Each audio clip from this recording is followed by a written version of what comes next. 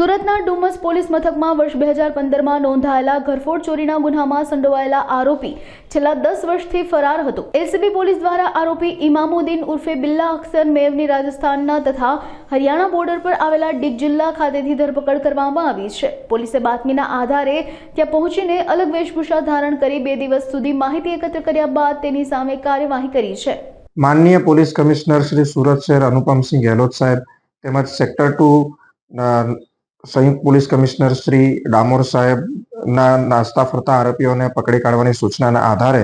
શ્રી રાજેશ પરમાર સાહેબ નાયબ police commissioner Shri zone 6 Surat શહેરનાઓના સીધા સુપરવિઝનમાં ઝોન 6 એલસીબીની ટીમને ટેકનિકલ સોર્સ તથા હ્યુમન સોર્સથી તપાસ કરતા બાતમી મળેલ હતી કે ડુમસ પોલીસ સ્ટેશનના એફઆઈઆર નંબર 31/2015 ઇપીકો કલમ 457, 380, 114, 411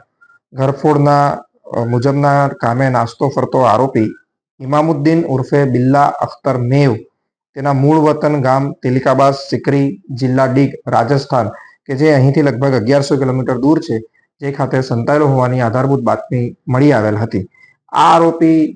ગુનાના કામે છેલ્લા 10 વર્ષથી નાસ્તો ફરતો હતો જે આરોપીને ઝોન 6 એલસીબીની ટીમે તેમને હ્યુમન સોર્સ ટેકનિકલ સોર્સ તથા હ્યુમન સોર્સથી બાતમી મેળવીને ગત રોજ પકડી પાડેલ છે તથા અત્રેના પોલીસ સ્ટેશન ખાતે લઈ આવેલ છે। આ આરોપી આ ગુનો કર્યા બાદ અહીંથી નાસી છૂટ્યો હતો અને ત્યારબાદ તે